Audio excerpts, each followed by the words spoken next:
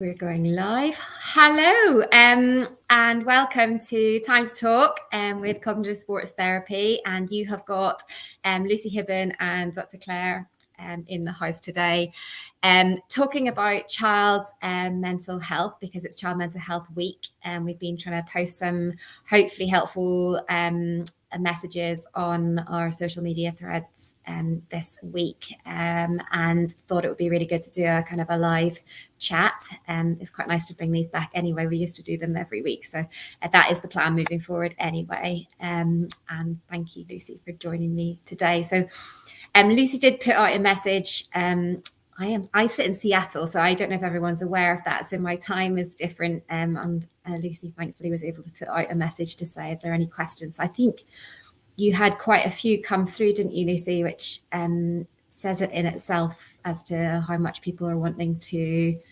have information on this.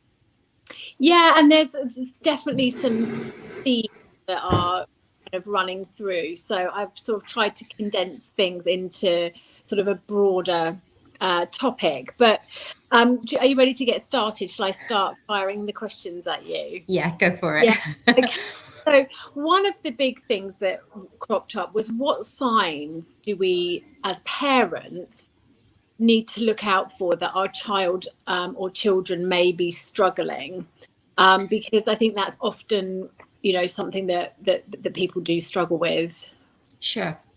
So I guess the common things that we're talking about when we're having conversations like this about child mental health, I guess, are anxiety, which is top of my list of what I'm seeing with young people that I'm seeing in my clinics, and low mood sort of tipping into depression. And if we think about those two particular disorders or end of a spectrum, I guess, when it comes to mental health for young people, there are kind of two different ways of thinking about how that's going to present. So there's the obvious kind of symptoms that we get with anxiety and depression that we can probably see in ourselves. So with anxiety, you might find someone who's actually able to express that. So they say that they feel anxious. They might not want to be doing things that they would normally want to do, starting to have that kind of withdrawal kind of effect, and a little bit of that feeling panicked if they have to go into a situation that they're not kind of comfortable with. And the other kind of things, though, that maybe are more subtle, and I guess if we're getting into children who possibly aren't able to vocalize how they're feeling or how it's impacting and how they're functioning. So for things like maybe their appetite isn't as it was, that they aren't sleeping is a real sign that you can watch for, that will be an indication that their mental health isn't maybe as good as it has been. And just behavioral changes, the kind of little subtle things. So again, our classic kind of teenage years, maybe being more withdrawn than you'd expect, more irritable, more easy to snap at friends and family. Often it comes out in the sort of safe environments. People, are fine when they're in the school environment, but they come home and their personality is different or their behavior is different. So there's your kind of classic symptoms, and then you've got things that are a bit more subtle, that are worth watching for, particularly in non-verbal children or children who aren't able to express their emotions, and also that kind of teenage age group, again, who aren't maybe as open to talk about how they're feeling.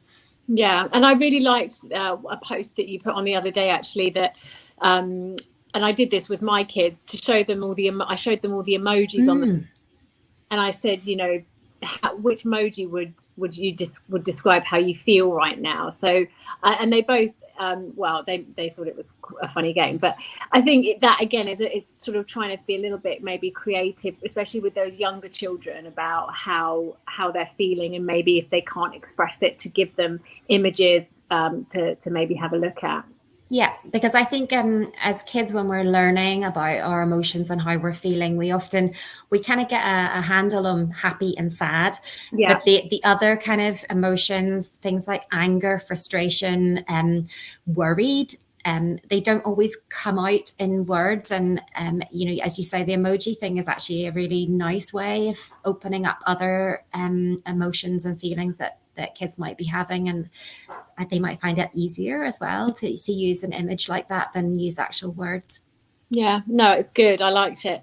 So you touched a little bit on sleep there, but I've had a question about people saying their children's sleep has deteriorated since the start of the pandemic, and it sort of links in with the next thing, which is school and sort of worrying about going to school, which is affecting the sleep the night before. And then I think that also then leads into another theme that came up, which was separation anxiety since the pandemic. So maybe we'll package those three into one. So sleep as it perhaps relates to school, and then being away from the home and mum and dad. Sure. So sleep's a big thing. That's one of my kind of special interests, as you know, and it comes up time and time again, not just for kids and young people, but also for adults. And you're right, that we kind of worry a lot, don't we, that if our kids aren't sleeping, what they're going to be like in school the next day, because that's what they're obviously trying to get up for. I think one of the big tips I would give to parents is to not stress so much about the quantity of sleep that your children are getting. We're quite our children should be in bed at this time. That's part of being a parent slightly, but actually one of the things that we find whenever we look at kind of research and evidence around sleep is it's not so much about the quantity, it's more about the quality of sleep. So if we're trying to have our children have good quality sleep, it's worth just thinking a little bit more about how can we create a better kind of buffer between their life and going to sleep at night. So thinking about winding down properly at nighttime before kids go to bed. Giving them that message, because I think even some kids get stressed by the thought that I'm not asleep at, 9 o'clock at night, I'm going to be tired, and they get panicked about it. So just sort of saying to them, it's okay. It's not about how much sleep you get. It's about the quality of sleep. So how about we spend a little bit more time chilling out before you try and get back to sleep again, and trying to take away that panic about sleep, because the worst thing you can do is to lie in bed thinking I'm not sleeping, and you're trying to worry yourself to sleep, because then actually you sleep even less. So routines and things around sleep are really important. We talk about that a lot anyway, don't we, about trying to encourage similar bedtimes and getting up in the morning, trying to encourage kids to be active in the day, because again that helps their quality at sleep. But I think the big tip is not to worry so much about that time and about the quantity, but to think about quality and really kind of creating that buffer and a place where they're able to put down their worries before they try to go to sleep. Yeah. Trying to discourage kids from doing so much in bed is the other thing as well. It's the same thing that goes for kids and adults. So trying to avoid them gaming in bed or reading in bed or watching TV in bed if you can do. So bring them out of the bedroom for those sorts of activities if that's becoming a problem for them, but not worrying too much about the quantity.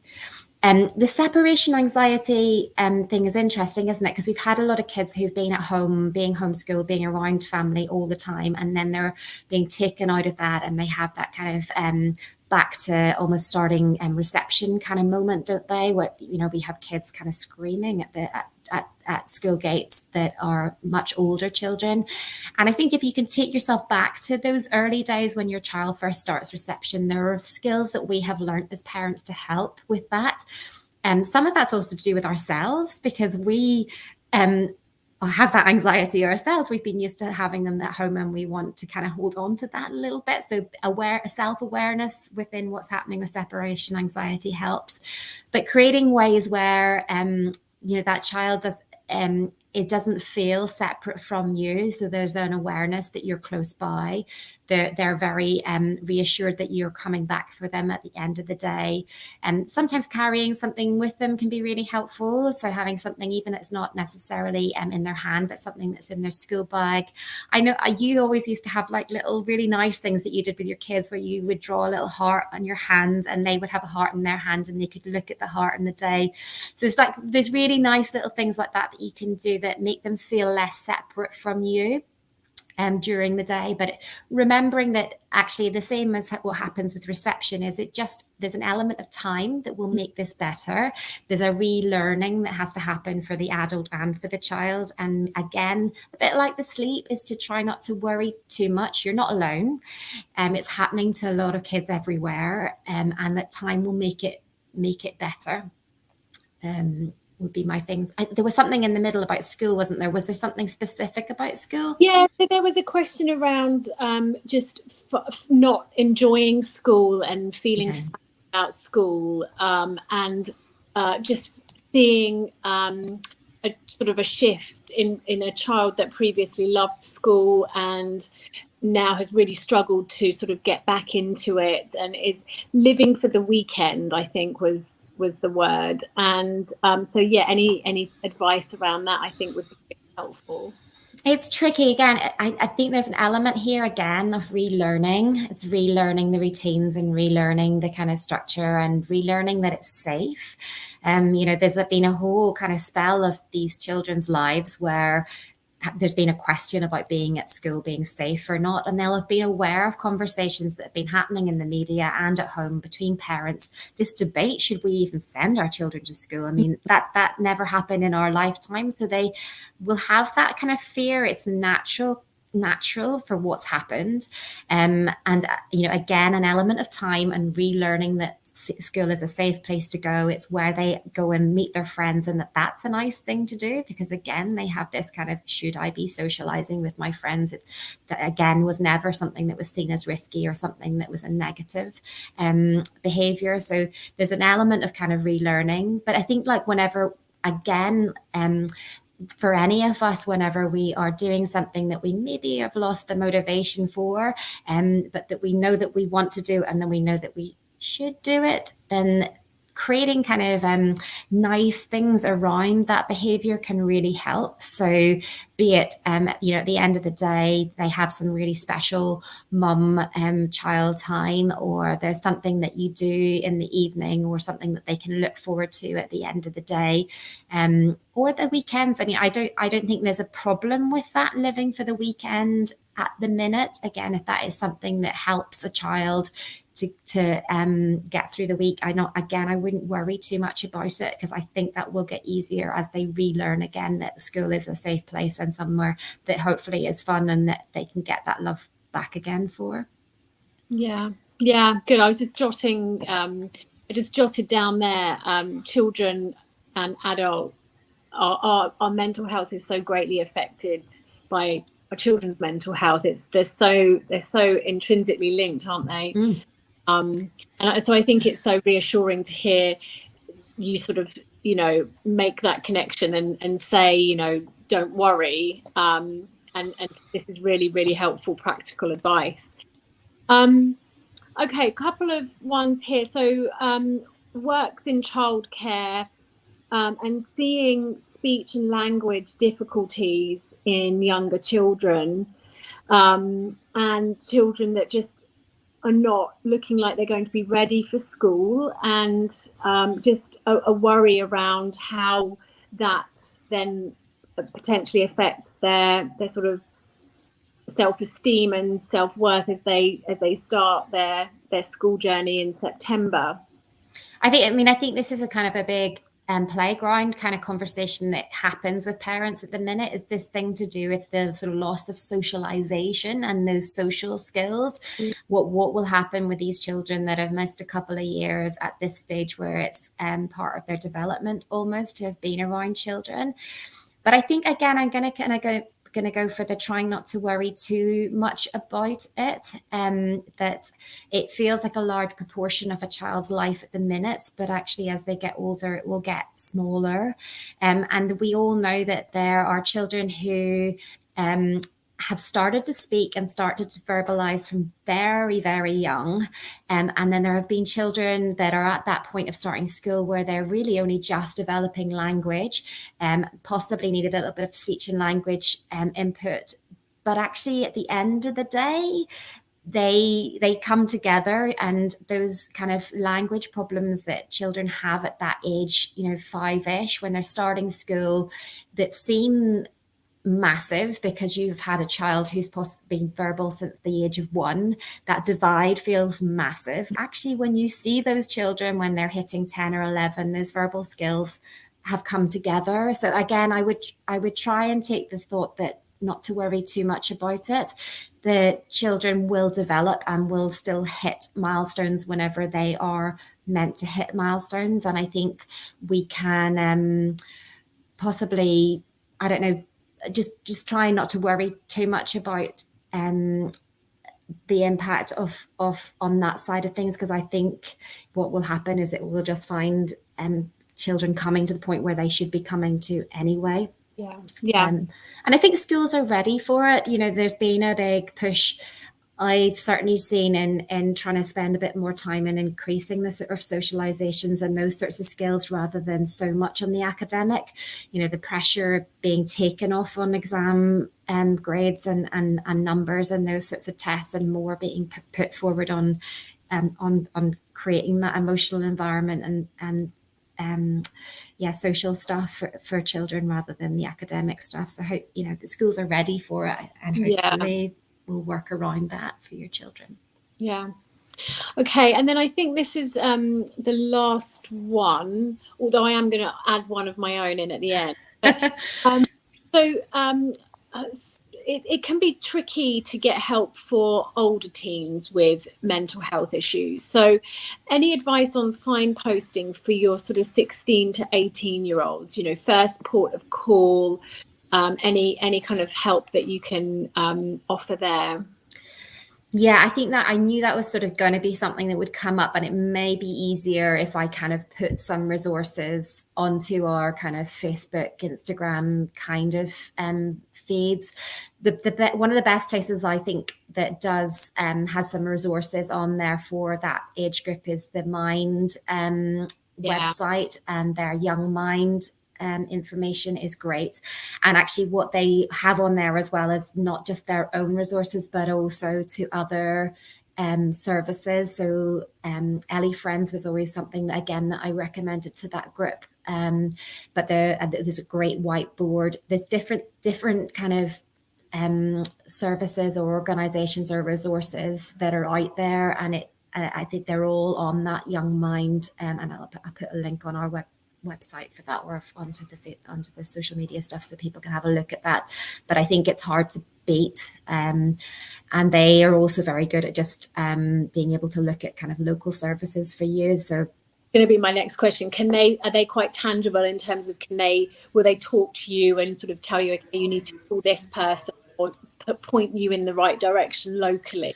Definitely. And I think you're right that the person, whoever's put that message, there is a big thing about the availability of services. So I work in private NHS, and what I hear often in the private sector is people who have been down the NHS route and then felt like because their child isn't about to jump off a roof, therefore there is no services available for them.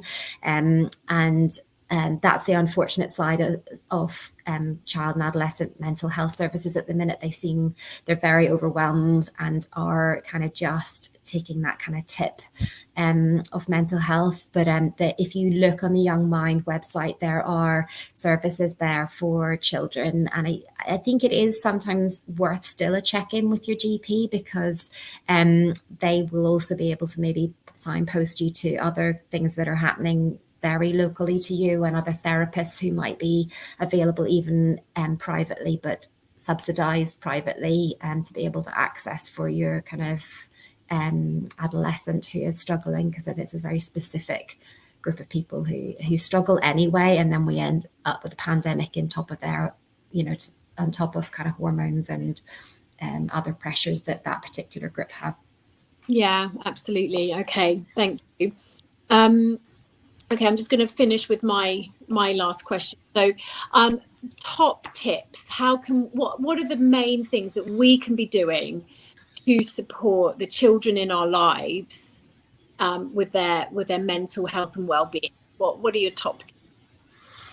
Well, I think it helps a little bit to think about. I think something you talk about a lot is about kind of nourishing. So thinking about the things that nourish our young people. So really going right back down to basics.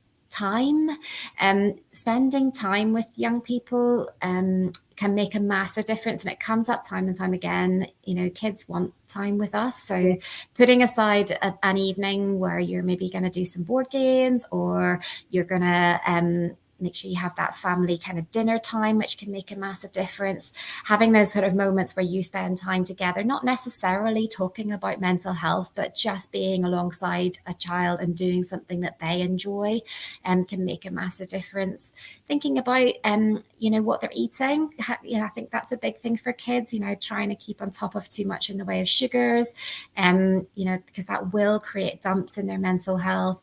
Thinking about getting them out and getting some fresh air. Kids need more exercise than adults do.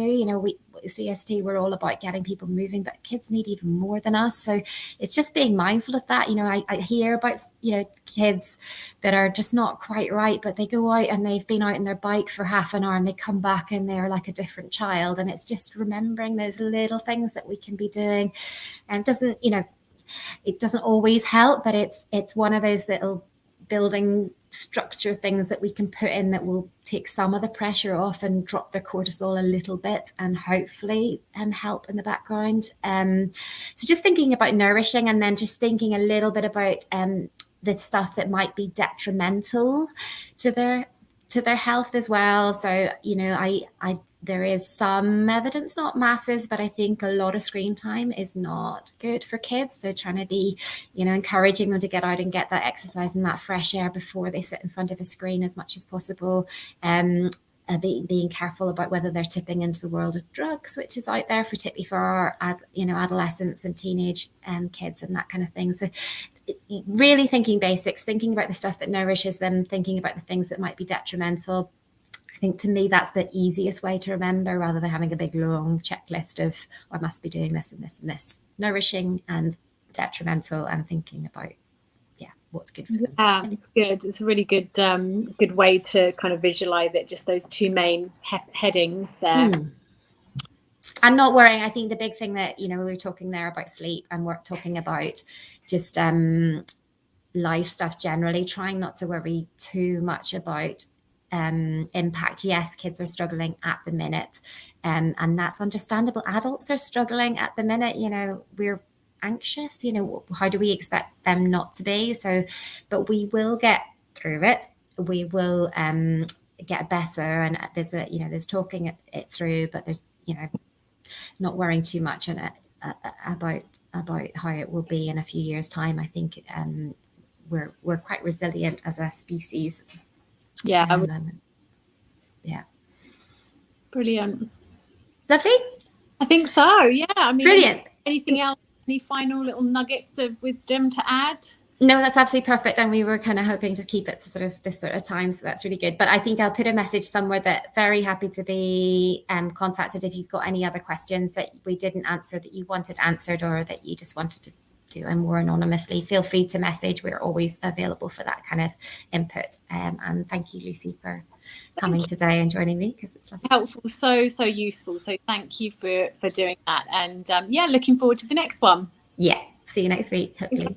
Bye. Bye.